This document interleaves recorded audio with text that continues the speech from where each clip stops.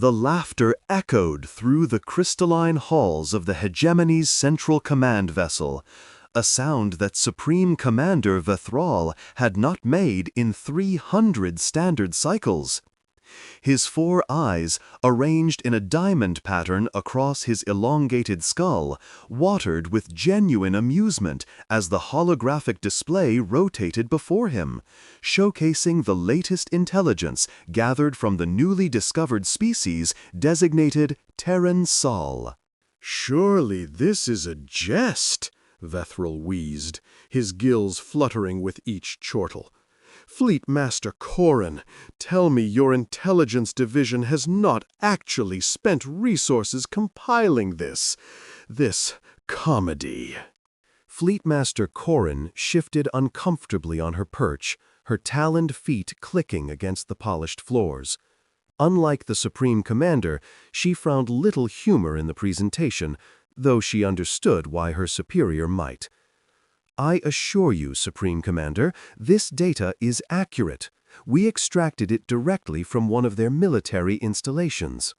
"Kinetic projectiles," Vethral said, zooming in on the schematic of what the humans called an M7A1 battle rifle. "They hurl tiny pieces of metal at their enemies. Tell me, Fleet Master, how long has it been since the hegemony abandoned such primitive methods?" "Approximately 47,000 cycles, Supreme Commander." 47,000 cycles. Vethral let the number hang in the air. Around him, the assembled officers of the hegemony's combined fleet exchanged amused glances. War Master Threll, whose species the Drakith were known for their complete lack of humor, actually produced what might have been described as a smirk. "And these?" Vethral gestured to another display. "Explosive chemicals? Combustion propulsion? Do they also plan to throw rocks at our shield harmonics?" "Their most advanced weapons appear to utilize nuclear fission," Corin continued, her voice carefully neutral, "with some experimental work on fusion devices. They have also developed directed energy weapons, though these are—" "Let me guess," War Master Threll interrupted, his voice like grinding stone. "They have developed weapons that might, given sufficient time and proximity, warm our hull plating?" This drew another round of laughter from the assembled command staff. Even the typically stoic navigational priestess allowed herself a thin smile. Vethral composed himself, brushing at the ceremonial sash that marked his rank. "I do not mean to diminish your work, Fleet Master. You have done what was asked. But surely you can understand our skepticism. The hegemony has conquered 1,100 star systems. We have subjugated species that could tear holes in the fabric of space-time, species that could convert matter to energy with a thought. The humans occupy a single planet and a handful of orbital habitats. They cannot even achieve faster-than-light travel without those pathetic Alcubierre bubbles that take decades to form." "Which is precisely why I recommend we proceed with caution," Corin said, calling up additional data. "The humans have certain anomalies in their development trajectory." "Anomalies?" "They achieve rapid technological advancement during periods of conflict. Their recorded history shows technological capabilities doubling during major wars. Their species has been aware of alien life for only 18 standard cycles, yet in that time—" "18 cycles is nothing," Vethral waved dismissively. "A single breath in the life of a civilization. What could they possibly have developed that would concern the hegemony?" "This," Corin said, and the holographic display changed. The laughter died. The image showed a massive structure, orbital in nature, still under construction in a hidden location the hegemony's spies had only recently discovered. It was unlike anything in the humans' existing arsenal, angular and dark, with strange geometric patterns that seemed to fold in on themselves. At its center was a void, an absence so complete that sensors could not determine if it was a weapon, an engine, or something else entirely. "What is it?" War Master Threll asked, his earlier amusement forgotten. "We don't know," Corin admitted. "Our intelligence assets have been unable to penetrate the security surrounding this project. What we do know is that the humans have diverted 70% of their military-industrial capacity toward its construction. They call it Project Prometheus." Vethril studied the image, his earlier mirth replaced by something approaching unease. But only approaching. The Supreme Commander had not achieved his position by succumbing to fear of the unknown. A desperate gamble, then. They know they cannot match our conventional forces, so they pour everything into a single prototype. The strategy of the doomed. "Perhaps," Corin said. "But there is something else. The project is led by this individual." A new image appeared, a human female, unremarkable by her species standards, except for the intensity in her eyes. Dark hair threaded with gray, a face lined by what the humans called age, a concept most hegemony species had abandoned eons ago through genetic modification. "Dr. Sarah Chen," Corin said, "considered the foremost theoretical physicist of her species. She has published extensively on," Corin paused, consulting her datapad, "quantum vacuum energy extraction, dimensional membrane theory, and what she calls cascade probability manipulation." "Meaning?" "I have no idea, Supreme Commander. Our translation algorithms struggle with the concepts. But what I find most interesting is not her work. It is her motivation." Her son was aboard the colony vessel Artemis III when our patrol fleet destroyed it during first contact. 3,000 humans dead. Officially, she took a leave of absence from her academic position to grieve. Unofficially, she was recruited to lead Project Prometheus within 48 hours of receiving confirmation of her son's death. Vethril considered this. The hegemony had never placed much stock in the concept of revenge. It was an inefficient emotion, one that clouded judgment and led to strategic errors. But the humans seemed to run on the fuel of their emotions in ways that even the hegemony's behavioral scientists struggled to model. "When will this Project Prometheus be completed?" he asked. "Based on our observations, between 3 and 5 standard cycles. Then we accelerate our timetable." Vethril rose from his command throne, his ceremonial robes cascading around him like liquid starlight. "We will move the invasion forward. The combined fleet will strike Earth within 40 days. We will destroy their species before this prototype can be activated. Does anyone object?" Silence answered him. "Excellent. Fleet Master Corin, begin preparations. And have your intelligence division continue monitoring this Project Prometheus. I want to know everything. If the humans are foolish enough to place their hopes in a single weapon, we will ensure that hope dies in flames." 42 days later, the Hegemony Combined Fleet emerged from fold space in Earth's outer system, exactly where the asteroid belt would have provided cover had the humans possessed any spacecraft capable of threatening them. They did not. The Human Defense Network, a pitiful collection of orbital platforms, a handful of ships that barely qualified as corvettes by hegemony standards, and ground-based launch facilities, registered the arrival of over 16,000 hegemony warships with what could only be described as despair. Supreme Commander Vethril watched the human communications networks erupt with panic from the comfort of his command throne aboard the flagship Eternal Subjugation. Emergency broadcasts, military coordination attempts, civilian evacuation orders that everyone knew were futile. The humans were experiencing the death throes that so many civilizations had undergone before them. War Master Threll, Vethril said, how long until we achieve weapons range of their primary world? At current acceleration, 37 standard hours.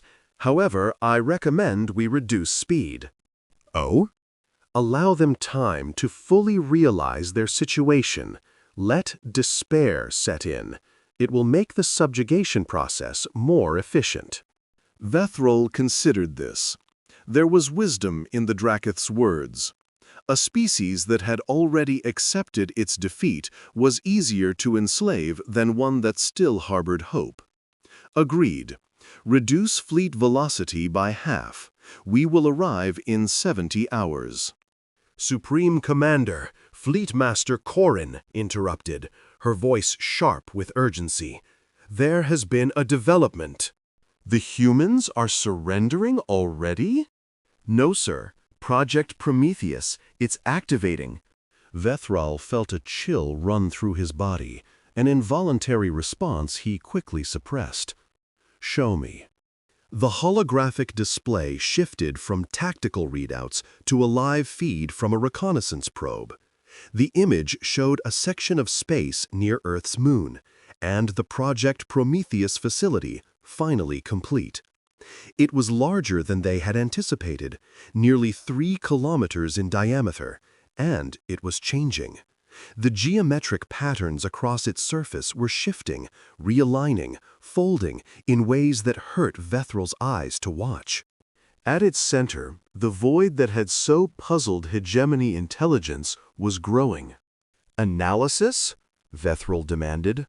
The structure is generating massive amounts of energy, a science officer reported, his voice trembling.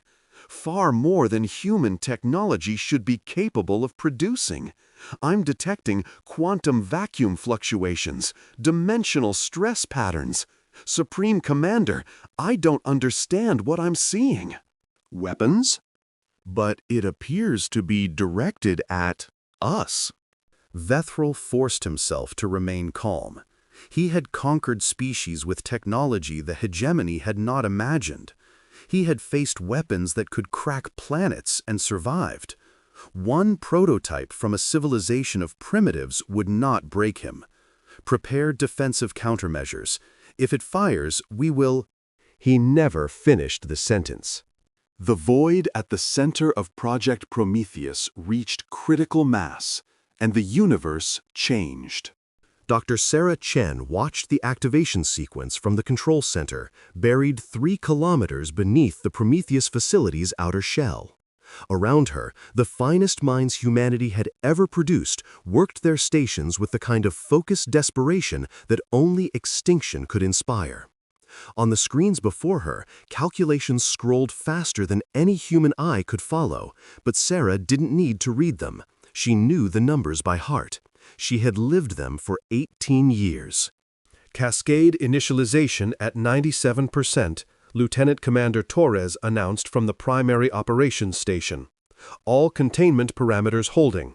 Ma'am, we're actually going to do this. Don't celebrate yet, Sarah said, her voice flat. We haven't done anything.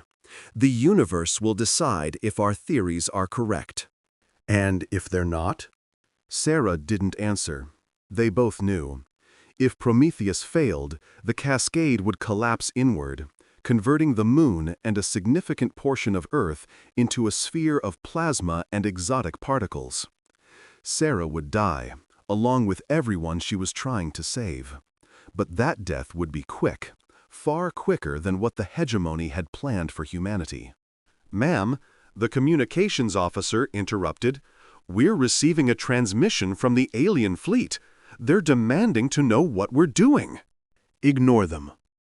They're threatening to accelerate their attack. They would do that regardless. Focus on your work.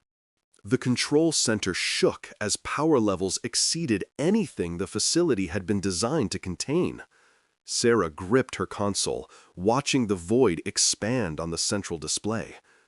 It was beautiful in its way, a perfect sphere of absolute nothing, surrounded by rings of light that shifted through colors no human eye had been designed to perceive. "Cascade at 100%, Torres announced. We're ready, ma'am." Sarah looked at the display showing the hegemony fleet. 16,000 ships of war. Enough firepower to sterilize 100 worlds. Crewed by beings who saw humanity as nothing more than insects to be crushed.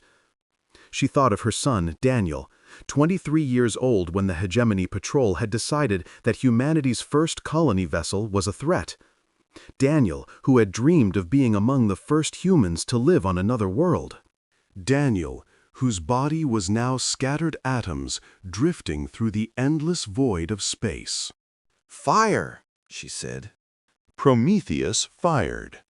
War Master Threll had served in the Hegemony's military for 900 standard cycles.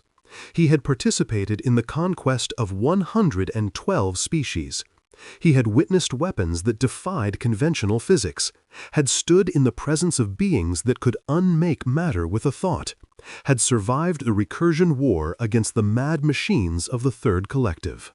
He had believed, with the certainty of long experience, that there was nothing in the universe that could truly surprise him. He was wrong. The beam, if it could be called that, erupted from the human station and crossed the distance to the combined fleet in an instant.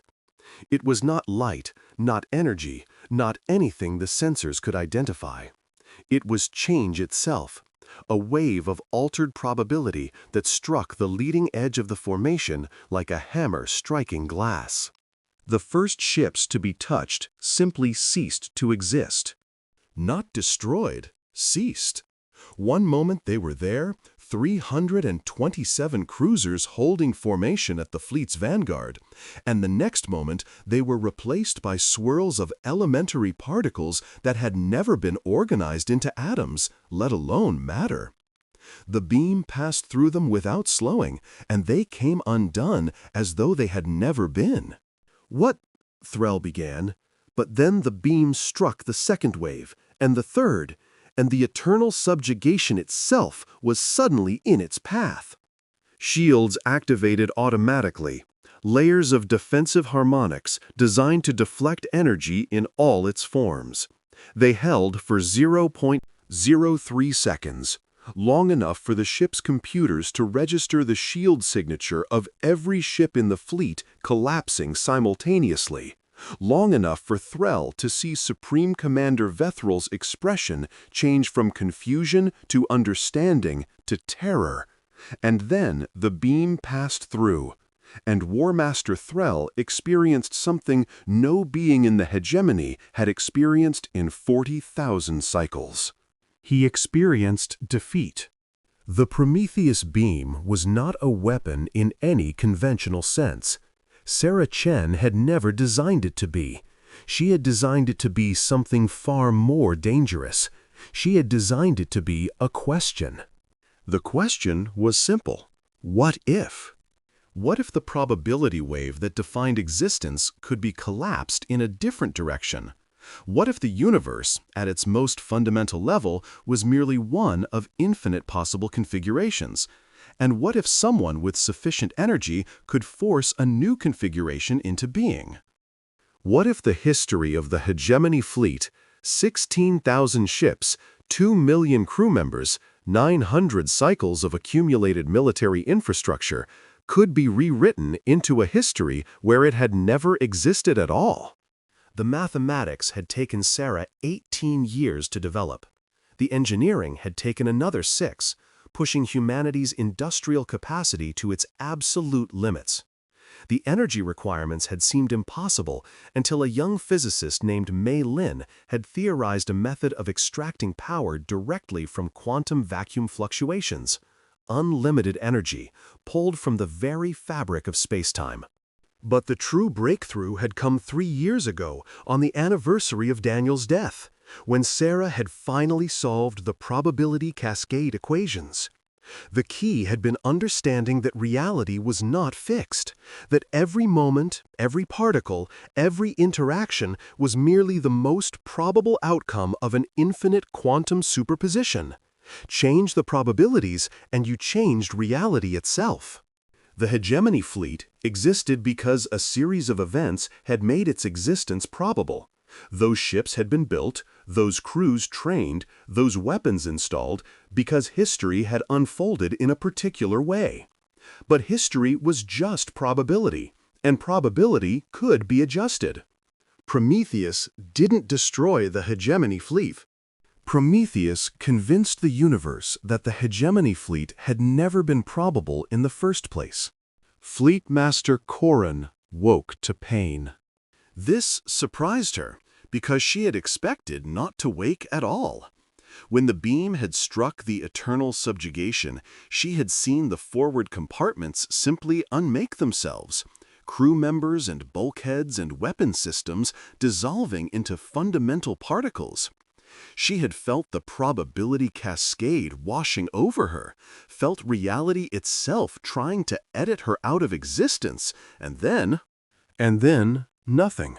But she was still here, still breathing, still hurting.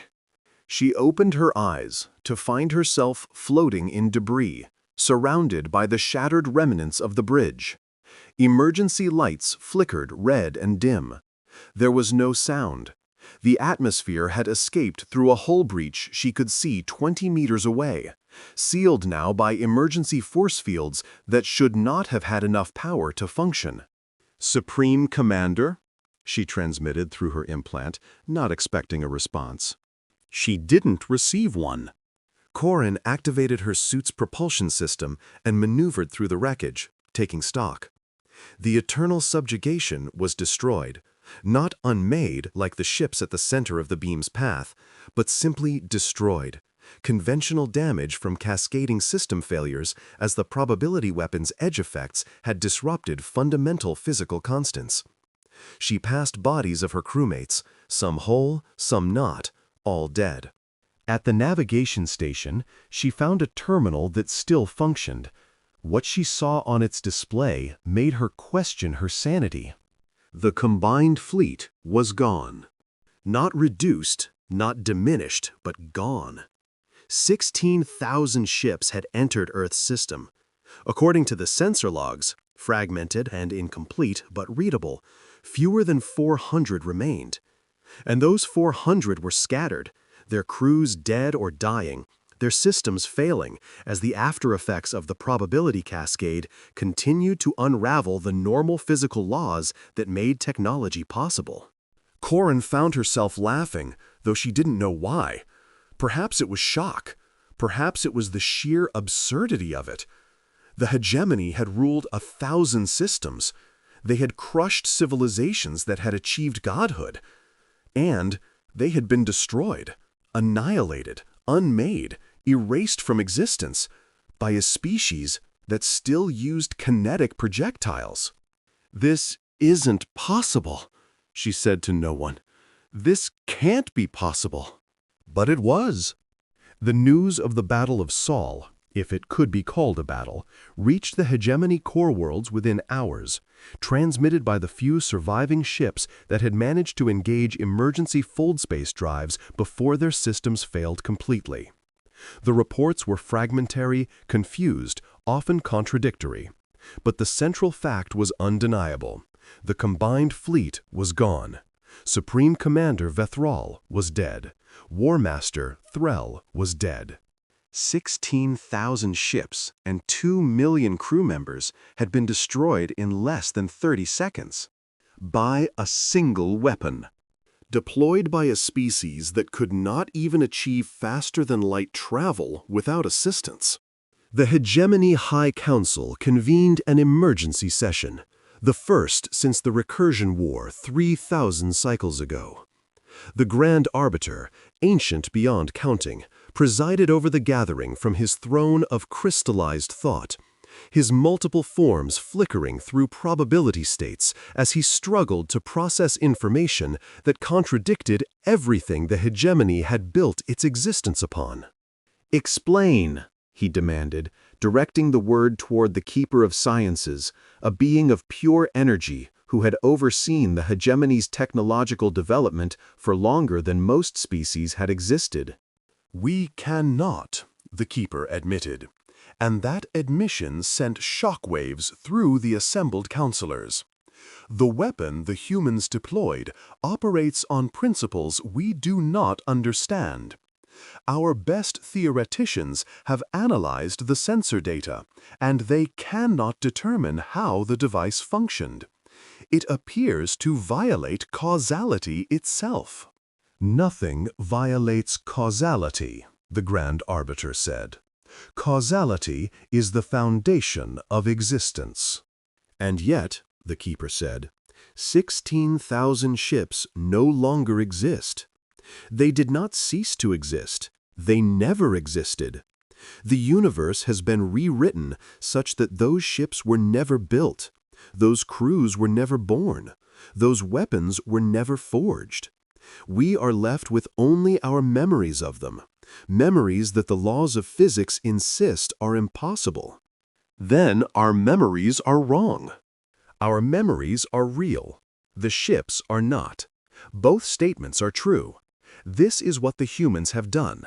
They have created a weapon that makes contradictions real." The council erupted into chaos. Species that had cooperated for millennia suddenly turned on each other, ancient grievances resurfacing as fear dissolved the bonds of civilization. The Grand Arbiter struggled to restore order, but even his vast powers of psychic compulsion wavered in the face of existential terror. Silence.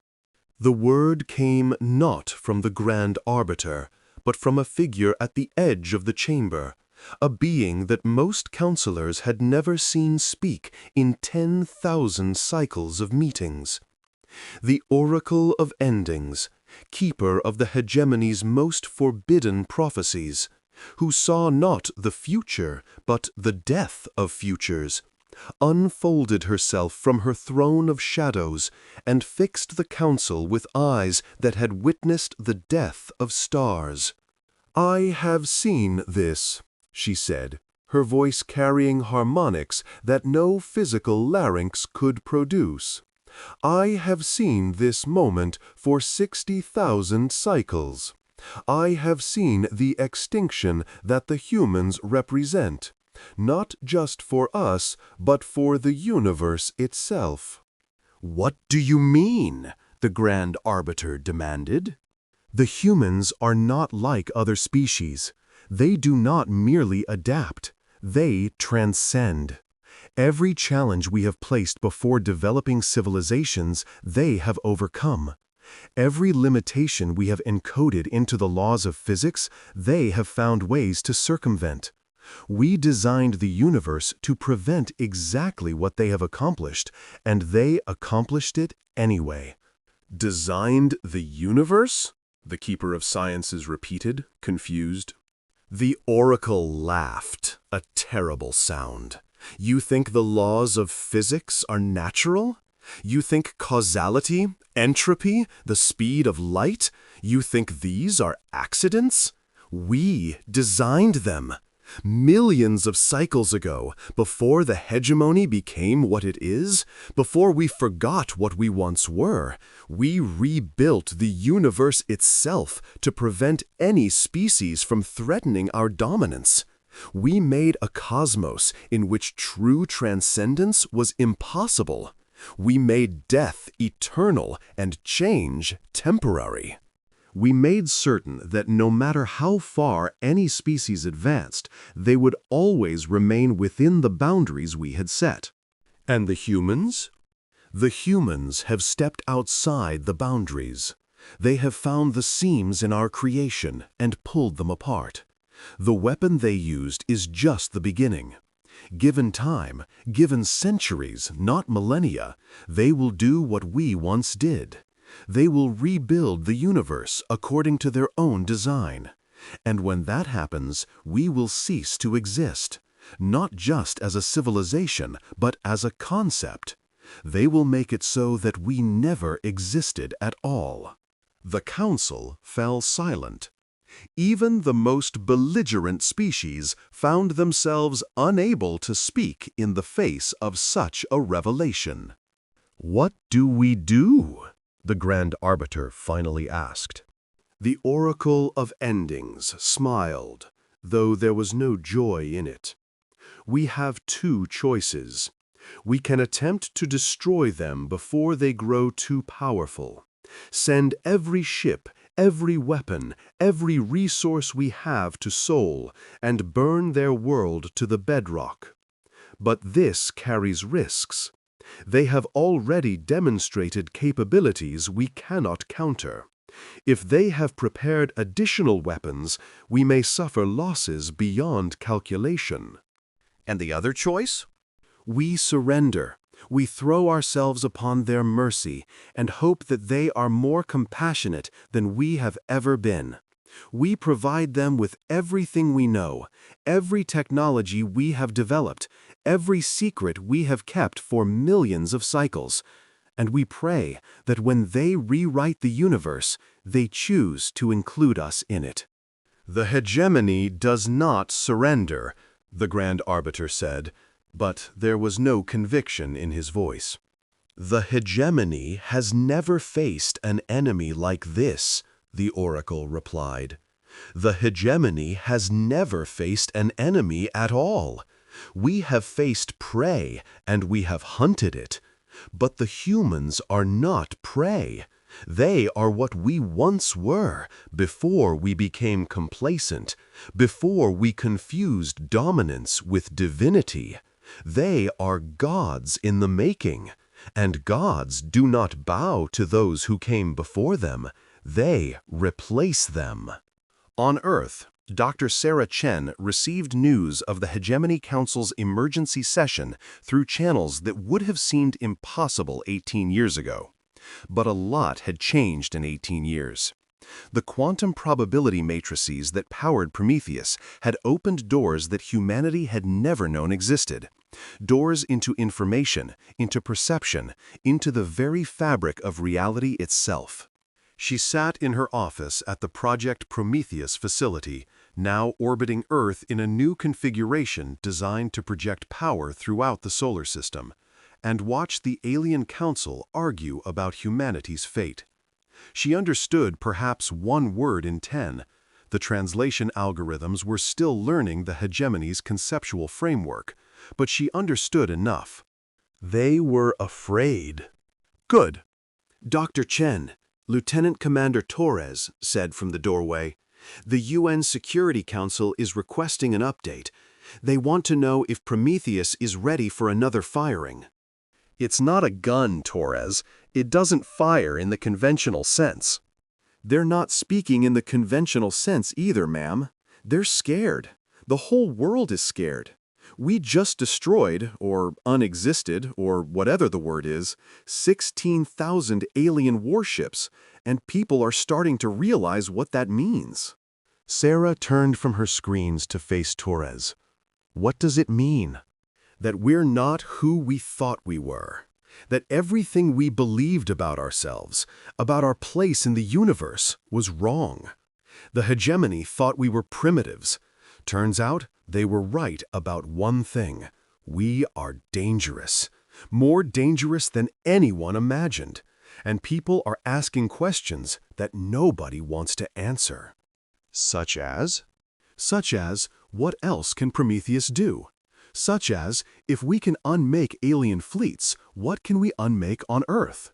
Such as, who controls this weapon, and what happens when they decide they don't like the way the rest of us are doing things?"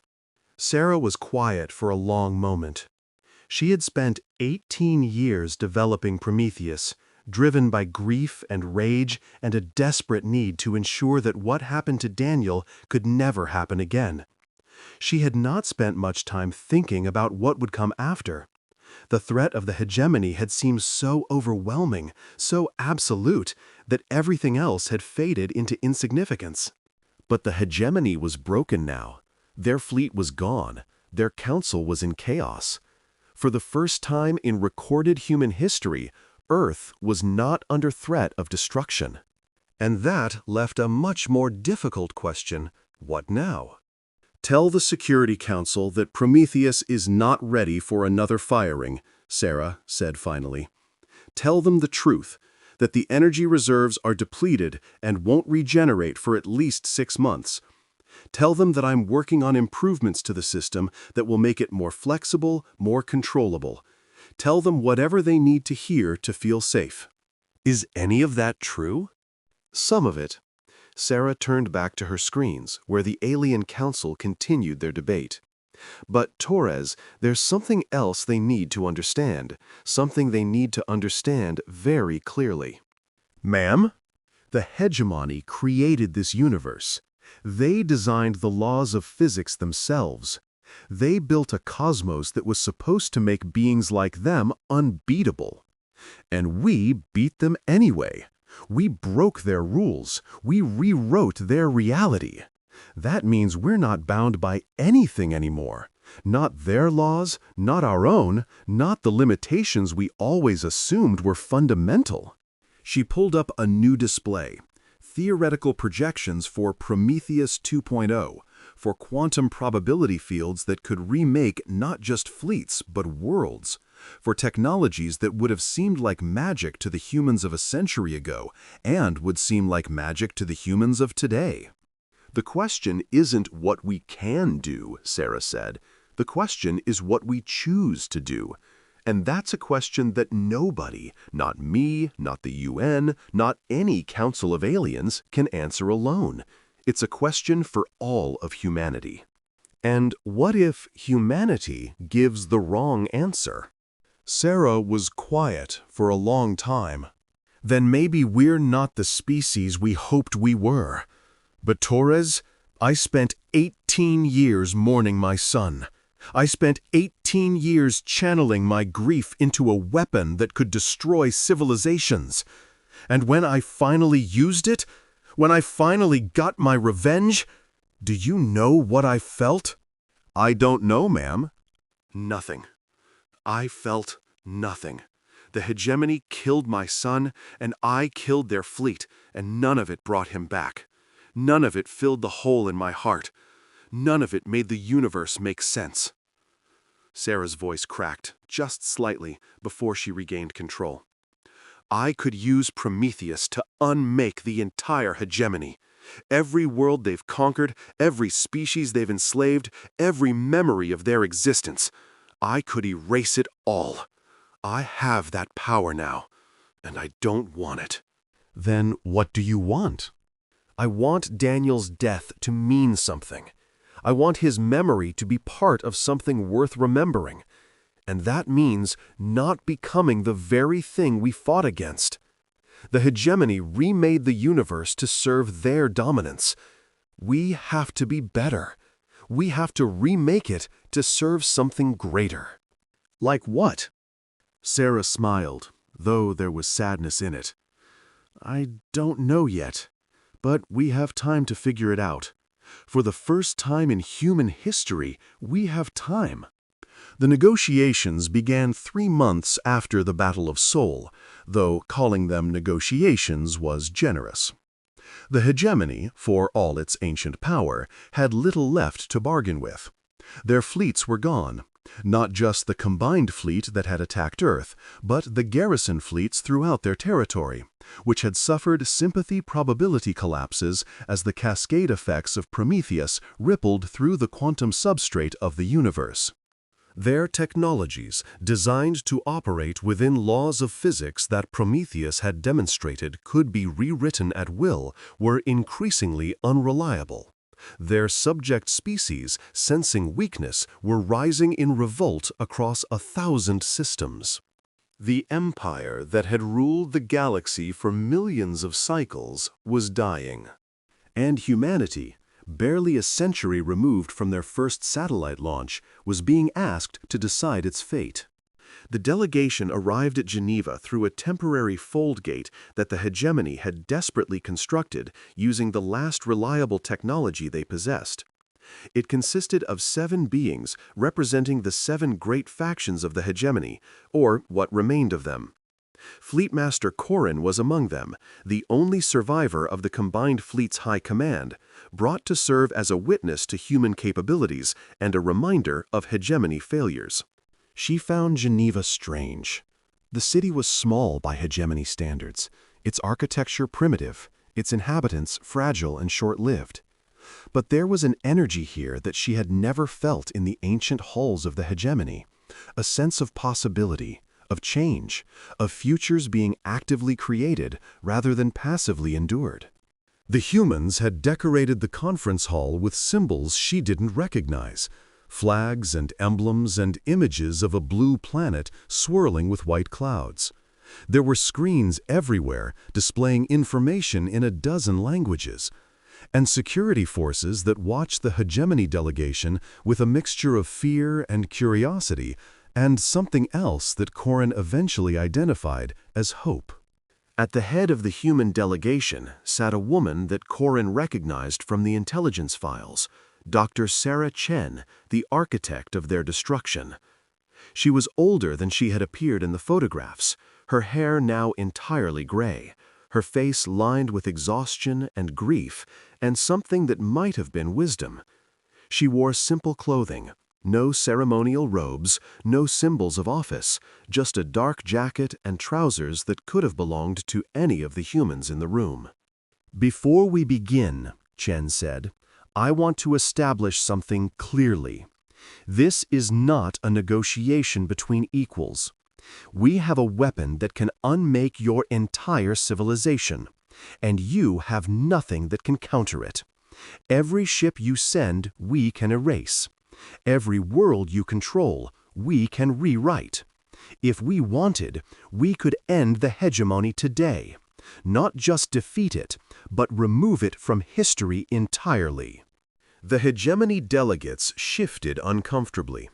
They were not accustomed to such blunt statements of power imbalance. Usually, it was they who delivered such warnings.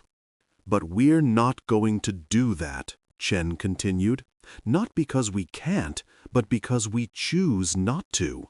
Because we believe that the measure of a civilization is not what it can destroy, but what it can build. Because we lost too much in the war you started, and we won't heal those wounds by inflicting greater ones." Fleetmaster Corrin found herself staring at this small, fragile being who spoke of unmaking civilizations as casually as others might speak of weather. She had studied humans extensively during her time as intelligence chief, their history, their culture, their psychology. She had believed she understood them. Now she realized she had understood nothing. "What do you want from us?" the hegemony's lead delegate asked, his voice trembling despite his best efforts to control it. "Several things," Chen replied. "First, you will release all subject species from hegemony control immediately. No exceptions, no conditions, no gradual phase-outs. Freedom begins today." "That will cause chaos. Those species don't have the infrastructure to—" "Then we'll help them build it. Humanity and our allies will provide assistance to any species that requests it. But they will be free to accept or reject that assistance. Free to make their own choices, their own mistakes, their own futures. Second, you will share all your technological and scientific knowledge with the liberated species and with humanity. Everything. No secrets, no withheld information, no gradual releases. We've already demonstrated that we can develop technologies you don't understand. Imagine what we can do with access to your 40,000 cycle head start." "You would share that knowledge freely?" the delegate asked, seemingly unable to believe what he was hearing. "Even with species you've just met? Even with those who might become threats?" "Yes, because knowledge shouldn't be a weapon used to maintain power. It should be a gift that elevates everyone." Chen smiled, though there was steel beneath it. "Also, we're not particularly worried about threats anymore. As you noted, we've already demonstrated what we can do." "And the third demand?" The third isn't a demand, it's an invitation. Chen leaned forward, her eyes meeting each of the hegemony delegates in turn. We want you to join us. Silence filled the conference hall. Join you? Corin heard herself ask, speaking out of turn but unable to stop. After everything we've done? After the Artemis III? After the combined fleet? After millions of cycles of conquest and slavery? You want us to join you? Yes. Chen's gaze settled on Corin, and there was something in those ancient young eyes that the Fleetmaster couldn't identify. I spent 18 years hating your people, 18 years dreaming of revenge. When I fired Prometheus, I expected to feel satisfaction, vindication, something. But all I felt was tired. All I felt was empty. Revenge didn't bring my son back. Revenge didn't fill the void in my heart. It just created more voids in other hearts. She stood, walking to the window that overlooked the city. Outside, humans moved through their daily lives, working, laughing, living in the shadow of the weapon that had saved them and could just as easily destroy them. The Oracle of Endings. Yes, we know about her. She said that humanity would remake the universe. She was right. We have that power now, and we intend to use it. But we don't intend to use it the way you did. We don't want to create a cosmos designed for our dominance. We want to create a cosmos designed for growth, for change, for the endless possibility that defines existence at its best. She turned back to face the delegates. You have knowledge that we don't. You have experience that we don't. You have perspectives shaped by millions of cycles that could take us millions of cycles to develop on our own. We need you, not as subjects, not as servants, but as partners, as teachers, as fellow travelers on a journey that none of us fully understand. And if we refuse? The lead delegate asked. Then you're free to go. Build your own civilization among the ruins of your empire. Find your own path forward. We won't stop you, and we won't pursue you. The age of conquest is over, not just for you, but for us as well. We refuse to become what we overthrew. The hegemony delegates conferred among themselves, speaking in frequencies and modalities that the human translators struggled to interpret. Corin watched them, knowing that she was witnessing the death of everything she had devoted her life to. The hegemony was finished. Whatever emerged from these negotiations would be something new, something unprecedented, something that she could not predict or control. It should have terrified her. Instead, she felt something she had not felt in centuries: hope. Finally, the lead delegate turned back to Chen. We require time to consider your proposal. The implications are vast, and we cannot make such decisions hastily. Take all the time you need. But while you're deciding, remember this: the universe is bigger than any of us imagined. We've discovered doorways to realities beyond counting, possibilities that make even Prometheus look primitive. Whatever we build together, it will be magnificent beyond anything the old hegemony could have achieved. And whatever you choose, humanity will continue forward. The only question is whether you'll be part of the journey.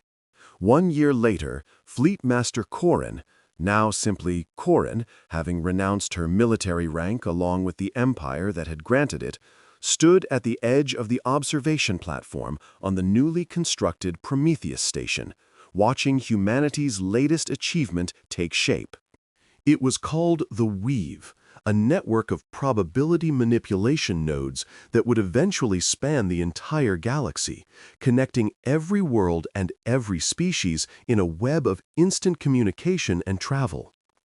Unlike the hegemony's fold gates, which punched holes in reality that could only be maintained through brutal expenditure of energy, The weave worked with reality, gently adjusting probabilities to allow transfer of matter and information across distances that should have been impossible. Dr. Sarah Chen had designed it, of course, with input from the Keeper of Sciences and the Oracle of Endings, both of whom had accepted humanity's invitation to join the new order. The Oracle had been particularly enthusiastic, her ancient gift of perceiving future deaths transformed by exposure to human optimism into something new, a perception of future lives, of possibilities rather than endings. "You're thinking about the old days again," a voice said behind Corin. She turned to find Shen approaching, 2 cups of a human beverage called coffee in her hands. Corin had developed a taste for it during her time on Earth. The bitter complexity, the way it seemed to sharpen her thoughts, the social ritual of sharing it with others. "I'm thinking about how much has changed," Corin admitted, accepting the offered cup. "1 year ago, I was planning the extinction of your species. Now, I'm helping build something that would have seemed impossible to either of our peoples." "Do you regret it? The old ways?" Corin considered the question carefully. The hegemony had been her entire existence, her purpose, her identity, her reason for being. When it had fallen, she had expected to feel lost, purposeless, adrift in a universe that no longer made sense. Instead, she had found something unexpected: freedom. "I regret the pain we caused," she said finally. "The species we enslaved. The civilizations we destroyed. The potential we crushed before it could flower. But I don't regret that it ended. The hegemony was dying long before Prometheus struck us. We had simply become too powerful to notice our own decay. You gave us a chance to be something new. That's not something to regret." Chen nodded, sipping her coffee. "I think about Daniel every day, my son. He would have been 41 years old now. He would have had children of his own, grandchildren that I'll never meet." "I'm sorry." "Don't be. His death led me to Prometheus. Prometheus led to this." She gestured at the weave, at the station, at the impossible collaboration of species that had come together in the wake of humanity's victory. "I don't believe in fate. I don't believe that Daniel had to die for this to happen. But I believe that meaning is something we create, not something we find. And I've chosen to find meaning in building something worthy of his memory." Corin was quiet for a long moment. Then she asked a question that had been troubling her for months. "Do you trust us, the hegemony species, after everything?" Chen laughed, though there was no mockery in it. "Trust is earned, not given. And right now, you're earning it. The work you've done on the weave alone would be enough. But I've watched you, Corin. I've watched you struggle with what your people did. I've watched you try to make amends, not because you're required to, but because you want to. That matters more than any declaration of loyalty." "And if some of us can't change? If some of us cling to the old ways?" "Then we'll deal with that when it happens. Prometheus is still operational. But I don't think it will be necessary. The old ways were dying before we ever arrived. You said so yourself. Given a choice between extinction and evolution, most beings choose evolution, even the ones who think they prefer the familiar." A chime sounded through the station, indicating the arrival of a transport from one of the newly liberated worlds. Through the observation windows, Corin could see the ship approaching, a design that blended human engineering with hegemony technology, with something entirely new, created by a species that had been enslaved for 10,000 cycles and was now taking its first steps into self-determination. "The delegation from Vex Prime," Chen said. "They want to discuss joining the Weave Network." "I remember Vex Prime. We conquered them during my grandmother's generation. They were known for their art, beautiful crystalline structures that sang when exposed to specific frequencies. We destroyed most of them, called them inefficient. They've started creating again, The new pieces are different. There's grief in them and anger, but also hope. They're processing their trauma through creation instead of destruction. Chen set down her coffee cup. That's the real victory, isn't it? Not the destruction of fleets or the overthrow of empires. The real victory is when beings who were taught to hate start choosing to create instead. Corin considered this as she watched the Vexian ship dock with the station. Through the windows, she could see the crystalline forms of the Vexian delegates disembarking, beings of living geometry who had once been prized by the hegemony as decorations and now stood as equals in a galaxy being reborn. "I have a question," she said. Ask. The probability technology, Prometheus and the Weave and whatever comes next, you could use it to erase the pain of the past. You could rewrite history so that the hegemony never conquered anyone, so that my people never hurt anyone, so that your son never died. You could make a universe where none of the suffering ever happened. Why don't you? Chen was quiet for a long moment. When she spoke, her voice was soft, almost inaudible. Because suffering is part of who we are. Not the whole of who we are, never that, but part. The things we endure shape us. The losses we survive teach us. The pain we carry reminds us why kindness matters. She turned to face Corin directly. I could rewrite the universe so that Daniel never died. I've thought about it every day since Prometheus came online. But the Daniel who lived, who grew up, who had children, that wouldn't be my Daniel. That would be a stranger wearing my son's face. And I would know. I would always know that I had traded my real son for a comfortable fiction. That seems very human. Maybe. Or maybe it's just honest. The universe we're building isn't perfect. It can't be perfect. If we edited out all the pain, all the struggle, all the growth that comes from overcoming obstacles, we wouldn't be building a universe. We'd be building a prison. A beautiful prison, maybe, but still a cage. So we live with the scars. We live with the scars, and we make sure they mean something. That's all any of us can do. The Vexian delegation was approaching the observation platform now, their crystalline forms catching the starlight in ways that created cascading rainbows of color. Corin could hear their song, frequencies at the edge of her perception, harmonies that spoke of ancient grief and new hope and the endless complexity of existence. She thought about what Chen had said, about suffering and meaning and the choice to build rather than destroy. She thought about her own people, scattered across a galaxy that no longer feared them, trying to find new purpose in a universe that their power had failed to control. She thought about the future, not the fixed, predetermined future that the hegemony had tried to enforce, but the wild, unpredictable, terrifying, beautiful future that humanity had shown was possible. "I want to help," she said, surprising herself with the certainty in her voice. "Not just with the weave, with all of it, with building whatever comes next." Chen smiled, a real smile, warm and genuine. Good, because there's a lot of work to do. 50 years later, the galaxy had changed beyond recognition. The weave connected 10,000 worlds, allowing beings separated by hundreds of light years to speak as though they stood in the same room. The old hegemony territories had fractured into hundreds of independent nations, each finding its own path forward, some successful, some struggling, all free.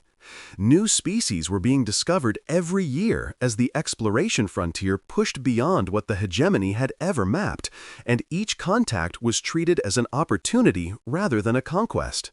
Prometheus Station had evolved as well. The original weapon was still there, maintained but never used, a reminder of what humanity could do if pushed to extremity. But around it had grown something new, the Possibility Gardens.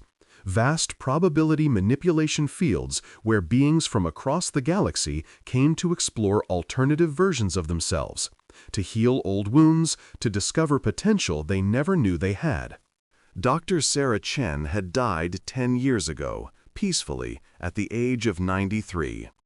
Her ashes had been scattered in the probability field at the heart of Prometheus, where they had been transformed into something that was neither matter nor energy, but possibility itself, an eternal gift to the infinite futures she had made possible. Corin, old now by any measure, though the treatments available to hegemony species extended life far beyond human limits, had been at her side when she died. She had held Chen's hand as the human drew her final breath, and she had wept, which was something her species had not done since before they achieved spaceflight. Now she stood at the observation platform where they had first truly spoken, watching a new generation take its first steps into the cosmos. The delegation below was from a species called the Humanity Descendants, humans who had been modified so extensively over the past 5 decades that they barely resembled their ancestors. They could perceive probability fields directly, manipulate matter with their thoughts, survive in the vacuum of space without protection. They were something new, something that had never existed before, something that the old Sarah Chen had theorized but never lived to see. And yet, watching them, Corin could see the same qualities that had made humanity so dangerous and so wonderful from the very beginning. The curiosity, the adaptability, the stubborn refusal to accept limitations that others called fundamental, the capacity for both great cruelty and great compassion, and the constant struggle to choose the latter. "You're thinking about her again." Corin turned to find a young human, or human adjacent, approaching. She recognized him as James Chen, Sarah's great-grandnephew, who had followed his ancestor's path into probability research. He carried the same intensity in his eyes that Sarah had, the same sense of purpose that made him seem larger than his physical form. "I think about her every day," Corin admitted. "I spent 30 years trying to destroy your species, and 10 years trying to help build what came after. She was the reason for both." She would have laughed at that. She did laugh at that, many times. Corin managed a smile. She had a peculiar sense of humor for a being who could unmake reality.